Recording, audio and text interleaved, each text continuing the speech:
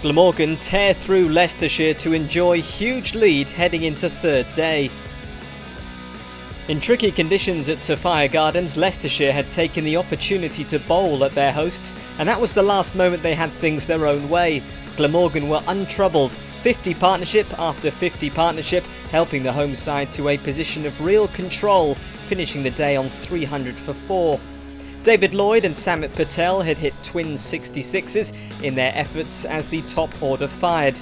Billy Root and Chris Cook were the two in the middle when play came to a close, and they'd be tasked with turning their team's strong position into a dominating one at the resumption on the second day. That started with the pair recording Glamorgan's fifth partnership of 50 plus early on. Cook looked in attacking mood, dispatching Davis for 6 over the leg side boundary. Root joined in with back-to-back boundaries. But Griffiths would square him up to find the edge and see him depart for 36. Wag would fall soon after, trapped LBW Griffith with his second of the day.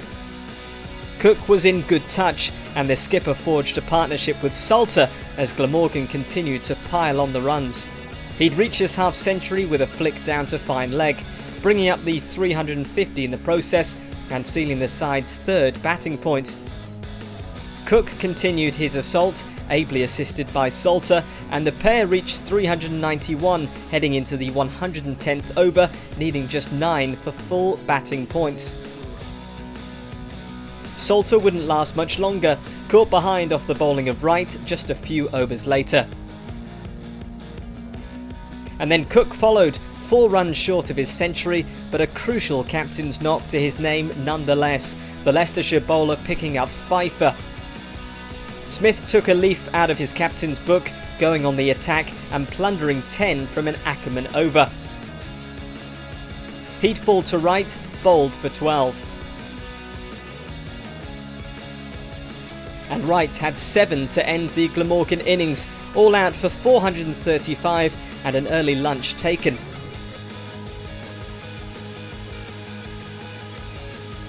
Leicestershire got off to a good start, Horton and Azad finding their feet early on as the Foxes got on the board quickly, breezing past 50. Horton was batting well and had scored the bulk of the runs for his side when he'd provide Glamorgan the breakthrough they'd been hunting, chopping onto his own stumps off Hogan to go for 49. All of a sudden the home side were in the game and began to cause mayhem. Patel had the next one, Ackerman trapped LBW as he tried to sweep the on-loan Notts man. And he'd strike again in the over, Cosgrove bowled through the gate for a duck. They didn't have to wait long for a fourth, Smith cleaning up Rhodes' first ball. Then Patel had a third, Assad caught at bat pad for 28. Swindles and Dearden managed to stabilise the Foxes' innings long enough for them to reach 100, but Glamorgan had their tails up and Salter struck in his second over, Dearden trapped LBW for 9. The teams headed in for tea, Leicestershire shell-shocked at 111 for 6, having been 85 for no loss early in their second innings. Leicestershire recovered after the break, halting the flow of wickets and frustrating Glamorgan's progress. But the home side was still in the ascendancy, their substantial lead looming over the Foxes. They'd lose Swindles as the score was approaching 150, caught by Cook off Hogan for 29.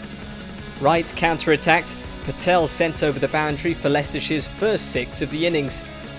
Ben Mike would be the next man to fall, pinned LBW by Smith for 16.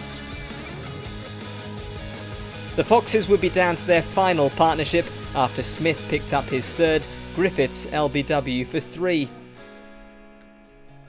Wright and Davis would stick together through to the close of play with the score 191 for 9, Leicestershire now trailing by 244 runs. It looks like they won't be able to avoid the follow-on on day 3. Promotion hunting Glamorgan look to be in total control of this match and they'll be hoping to wrap up their opponent's innings early tomorrow with the final wicket. This one looks to be heading for a third day finish.